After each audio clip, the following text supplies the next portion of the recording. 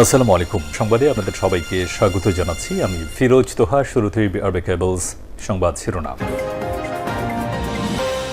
বাংলাদেশের সর্বশেষ গুরুত্বপূর্ণ আপডেট সংবাদে আপনাকে স্বাগত। শুরুতেই সংবাদ শিরোনাম, পরে বিস্তারিত। প্রথমেই জানাবো, এনসিপির পদযাত্রায় হামলা, সার্জিস ও নাসিরুদ্দিন পাটোয়ারি গুরুতর আহত। হবিগঞ্জে জাতীয় নাগরিক পার্টি এনসিপির পদযাত্রায় হামলা করেছে স্থানীয় বিএনপির নেতাকর্মীরা। এই হামলা চালিয়েছে বলে অভিযোগ করেছে এনসিপি। এ সময় সাংবাদিকদের কয়েকটি গাড়িতে ভাঙচুর করে বিএনপির নেতাকর্মীরা। আহত হয়েছে এনসিপির অন্তত 10 জন নেতাকর্মী। আজ বিকেলে জেলা শহরে সার্কিট হাউস এলাকায় এমন ঘটনা ঘটে। এরপর জানাবো, কক্সবাজারে নিষিদ্ধ ছাত্রলীগের বাইক শোডাউন, ৭১ জনের বিরুদ্ধে মামলা। কক্সবাজারের আমুতে ঘোষণা দিয়ে মোটরসাইকেল শোডাউনের অভিযোগে নিষিদ্ধ ছাত্রলীগের বাইক শোডাউনের অভিযোগে ৭১ জনের বিরুদ্ধে সন্ত্রাস বিরোধী আইনে মামলা করেছে পুলিশ। মামলায় অজ্ঞাতনামা আরও ৩০ থেকে ৪০ জনকে আসামি করা হয়েছে। এদিকে হাসিনার লাশও বাংলাদেশের মাটি গ্রহণ করবে না বললেন জবি প্রক্টর। ফ্যাসিস্ট শেখ হাসিনাকে উদ্দেশ্য করে জগন্নাথ বিশ্ববিদ্যালয় প্রক্টর জানিয়েছেন যে এদেশের মাটিও মানুষ শেখ হাসিনার মতো কোনো ফ্যাসিস্টের কোনো ধরনের লাশ বাংলাদেশে গ্রহণ করবে না বলে জানিয়েছেন তিনি বলেন যে এই ধরনের ঘটনা আসলে কোনোভাবেই গ্রহণযোগ্য নয়। দেশটাকে আমরা ভালো অবস্থানে নিতে চাইলেও বিএনপির এবং আওয়ামী লীগের লোকজন তারা দেশটাকে একটি বিচ্ছিন্নভাবে ধ্বংসের দিকে নিয়ে যাচ্ছে। এবারে জানাবো, শিক্ষার গুণগত মান বাড়াতে প্রধানমন্ত্রীর নির্দেশনা। বাংলাদেশের শিক্ষার গুণগত মান বাড়াতে বাংলাদেশের প্রধানমন্ত্রী তারেক রহমান তিনি নির্দেশনা জারি করেছেন। তিনি বলেন যে আমরা শিক্ষাকে একটি ভালো অবস্থানে নিতে বদ্ধপরিকর। এবং সর্বশেষ জানাবো, চাপের মুখে পিছু হটেছেন শুভেন্দু। প্রশ্নপত্র ফাঁসের প্রতিবাদে বিক্ষোভকারীদের বিরুদ্ধে দায়ের করা মামলা প্রত্যাহারের পথে হাঁটতে বাধ্য হয়েছে পশ্চিমবঙ্গের মুখ্যমন্ত্রী বিজেপি সরকার। আসাম ও বিহার সরকার ইতিমধ্যে এই ধরনের মামলা প্রত্যাহারের ঘোষণা দেওয়ার পর এবার পশ্চিমবঙ্গেও একই ধরনের প্রজ্ঞাপন জারি হয়েছে। প্রিয় দর্শক, এতক্ষণ শুনছিলেন সংবাদ শিরোনাম, এবারে বিস্তারিত। তবে তার আগে বন্ধুরা, অনুরোধ থাকবে এই সংবাদটিতে একটি লাইক দিন। এই চ্যানেলে আপনি নতুন হয়ে থাকলে আমাদের সংবাদটি দেখতে দেখতে চ্যানেলটি সাবস্ক্রাইব করে রাখুন। কমেন্ট করে বন্ধুরা আপনার মূল্যবান মতামত জানিয়ে দিন আপনি বিশ্বের কোন দেশ থেকে বা বাংলাদেশের কোন স্থান থেকে আমাদের সংবাদটি দেখছেন এবং শুনছেন। আর বন্ধুরা, সংবাদটি আপনার সোশ্যাল মিডিয়া ফেসবুকে শেয়ার করে বন্ধুদেরও দেখার সুযোগ করে দিন। গাজা যুদ্ধে আপনি যদি নিরীহ ফিলিস্তিনিদের ভালোবেসে থাকেন, কমেন্টে ইয়েস লিখে পুরো বিশ্ববাসীকে আমাদের এই তাজা আপডেটটি দেখার সুযোগ করে দিন। এবারে বিস্তারিত। এনসিপির পদযাত্রায় হামলা, সার্জিস ও পাটোয়ারি আহত। হবিগঞ্জে জাতীয় নাগরিক পার্টি এনসিপির পদযাত্রায় হামলার ঘটনা ঘটেছে। স্থানীয় বিএনপির নেতাকর্মীরা এই হামলা চালিয়েছে বলে অভিযোগ করেছে এনসিপি। এ সময় সাংবাদিকদের কয়েকটি গাড়িও ভাঙচুর করা হয়। আহত হয়েছে এনসিপির 10 জন নেতাকর্মী। মঙ্গলবার বিকেলে জেলা শহরের সার্কিট হাউসে এমন ঘটনা ঘটে। এ বিষয়ে এনসিপি যুগ্ম সদস্য সচিব সালেউদ্দিন সিফাত বলেন, হবিগঞ্জে জুলাই পদযাত্রার মুখ্য সমন্বয়ক নাসিরুদ্দিন পাটোয়ারি ও উত্তরাঞ্চলের মুখ্য সংগঠক সার্জিস আলমের গাড়ি বহরে স্থানীয় বিএনপির নেতাকর্মীরা আতর্কিত হামলা চালায়। সময় সাংবাদিক ও এনসিপির নেতাকর্মীরা আহত হয়েছে। তিনি বলেন, এই হামলায় সার্জিস আলম, নাসিরুদ্দিন পাটোয়ারি আহত হয়েছে। তাদের প্রাথমিক চিকিৎসা দেওয়া হয়েছে। এনসিপির মিডিয়া টিমের মাইক্রোবাসটিকে হবিগঞ্জ জেলা সার্কিট হাউসের ভেতর নিয়ে হামলা করা হয়েছে বলে দাবি করেছে এনসিপির নেতাকর্মীরা। সেখানে দেখা গেছে যে হবিগঞ্জ জেলা ছাত্র দলের গেঞ্জি পরিহিত সন্ত্রাসীরা জাতীয় নাগরিক পার্টি এনসিপির নেতাকর্মীদের উপর আতর্কিত হামলা চালায়। সেখানে নাসিরুদ্দিন পাটোয়ারিকে হামলা করতে দেখা যাচ্ছে।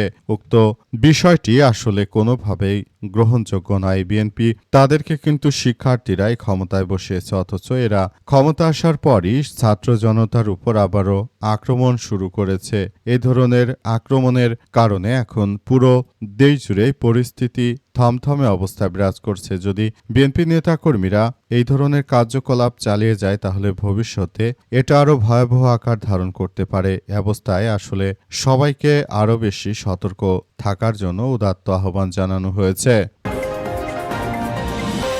কক্সবাজারে নিষিদ্ধ ছাত্রলীগের বাইক শোডাউন, ৭১ জনের বিরুদ্ধে মামলা। কক্সবাজারের আমন্তে ঘোষণা দিয়ে মোটরসাইকেল শোডাউনের অভিযোগে নিষিদ্ধ ছাত্রলীগের বাইক শোডাউনের অভিযোগে ৭১ জনের বিরুদ্ধে সন্ত্রাস বিরোধী মামলা করেছে পুলিশ। মামলায় অজ্ঞাতনামা আরও ৩০ থেকে ৪০ জনকে আসামি করা হয়েছে। মামলার এজাহারে অভিযোগ করা হয়েছে শেখ হাসিনার ছবিও শেখ হাসিনা আসবে বাংলাদেশ আসবে লেখা ব্যানার নিয়ে সরকার বিরোধী স্লোগান দিয়ে জনমনে আতঙ্ক সৃষ্টি এবং রাষ্ট্রবিরোধী কার্যক্রম পরিচালনা করেন। মামলার এজাহারে বলা হয়েছে ২৬শে জুলাই বেলা ১১টার দিকে পুলিশ জানতে পারে নিষিদ্ধ ঘোষিত ছাত্রলীগ সহ আওয়ামী লীগ ও এর অঙ্গ সংগঠনের নেতাকর্মীরা সরকার বিরোধী কর্মসূচি পালন করেছে। অভিযোগ অনুযায়ী কক্সবাজার জেলা ছাত্রলীগের সভাপতি এস.এম. সাদ্দাম হোসেনের নির্দেশে এবং রামু উপজেলা ছাত্রলীগের যুগ্ম আহ্বায়ক তারেক উদ্দিন মিশুক ও এরশাদুল কাউসার সাকিবের নেতৃত্বে জোয়ারিয়ান নালার পূর্ব মোরাপাড়ায় জমজম ফিলিং স্টেশনের সামনে মহাসড়কে মোটরসাইকেল শোডাউন ও মিছিল করা হয়। এজাহারেরও উল্লেখ করা হয়েছে যে মিছিলে অংশ নেয়া ব্যক্তিরা শেখ হাসিনার ছবি সংবলিত ব্যানার, বিভিন্ন ফেস্টুন ও লাঠির সোটা নিয়ে সরকার বিরোধী স্লোগান দেয় এবং জনমনে ভয়ভীতি সৃষ্টির চেষ্টা করে। দুপুরে পুলিশের দাবি দুপুর ১২টার দিকে ঘটনাস্থলে পৌঁছালে মিছিলকারীরা মোটরসাইকেলে করে পালিয়ে যায়। যাওয়ার সময় তারা ব্যানার, লাঠি সোটা এবং ইটের টুকরা ফেলে যায়। পরে ঘটনাস্থল থেকে একটি ব্যানার, ১৩টি লাঠি, ১৯টি ইটের টুকরা জব্দ করা হয়। স্থানীয় ৩ জন সাক্ষীর উপস্থিতিতে এই সংক্রান্ত জব্দ তালিকা প্রস্তুত করা হয়েছে। যার আরও বলা হয়েছে যে এই ঘটনাস্থলের আশপাশে লোকজনের দেওয়া তথ্য ও বিভিন্ন ফুটেজ বিশ্লেষণ করে ৩১ জনকে শনাক্ত করা হয়েছে। তাদের অধিকাংশই ছাত্রলীগ, যুবলীগ ও স্বেচ্ছাসেবক লীগ ও আওয়ামী লীগের বিভিন্ন পর্যায়ের নেতাকর্মী। হাসিনার লাশও বাংলাদেশের মাটি গ্রহণ করবে না বললেন জবি প্রক্টর। ফ্যাসিস্ট শেখ হাসিনার উদ্দেশ্য করে জগন্নাথ বিশ্ববিদ্যালয় জবির প্রক্টর অধ্যাপক মোহাম্মদ নাসিরুদ্দিন জানিয়েছেন যে বাংলাদেশ আপনার লাশ পর্যন্ত গ্রহণ করবে না। এই বাংলাদেশের মানুষ হাসিনার লাশও বাংলাদেশের মাটিতে গ্রহণ করবে না।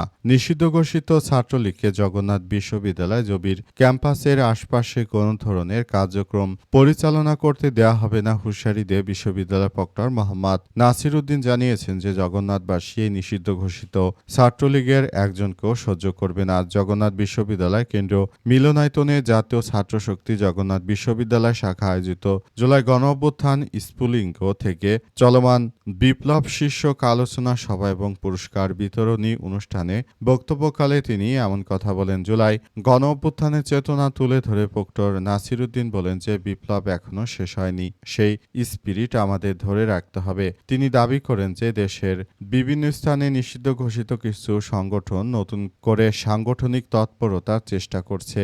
এ প্রসঙ্গে তিনি বলেন, আজকাল বিভিন্ন জায়গায় নিষিদ্ধ ঘোষিত সংগঠনগুলো মাঝে মাঝে ব্যানার নিয়ে ২-৩ মিনিটের জন্য দাঁড়িয়ে এবং বলে তাদের আন্দোলন চলমান। আমি বলতে চাই এই জগন্নাথের আশপাশে যদিও এই ধরনের কোনো কিছু হয়, একজনও যেতে পারবে না, যতই আসুক না কেন। আমরা সবাইকে ধরে ধরে তারপর শাস্তির আওতায় নিয়ে আসবো বলে উল্লেখ করা হয়েছে। আরও বলা হয়েছে যে যারা আওয়ামী দুর্বৃত্তদের আবার পুনরায় বাংলাদেশে নিয়ে আসার অপচেষ্টা করবে তাদের বিরুদ্ধে আমাদের সর্বাত্মকভাবে কার্যক্রম অব্যাহত থাকবে বলে উল্লেখ করা হয়েছে। তিনি বলেন যে বাংলাদেশে আর তার কোনো অবস্থান হবে না।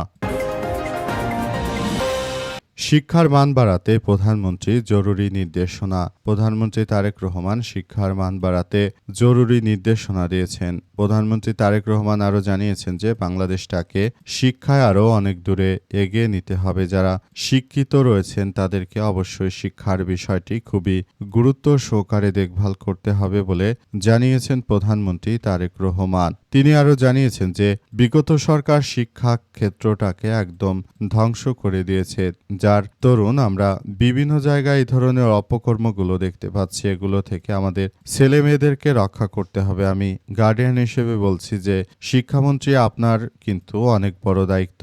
আপনাকে আপনার দায়িত্ব যথাযথভাবে পালন করতে হবে এবং যদি আগামীতে সুন্দর করে ও সমৃদ্ধির একটি রাষ্ট্র গড়ে তুলতে চান, শিক্ষার ছাড়া কোনো বিকল্প হতে পারে না বলে জানিয়েছেন তিনি। তাই অবশ্যই কোনোভাবেই আসলে শিক্ষার এই ব্যাপারটিকে কোনো হেরফের খেলায় ছেড়ে দিলে হবে না। শিক্ষাকে একটি ভালো অবস্থানে নিয়ে যেতে কাজ করতে হবে বলে জানিয়েছেন প্রধানমন্ত্রী তারেক রহমান। তিনি বিষয়টি নিয়ে খুবই সিরিয়াসভাবে কার্যক্রম চালিয়ে যাওয়ার কথা জানিয়েছেন।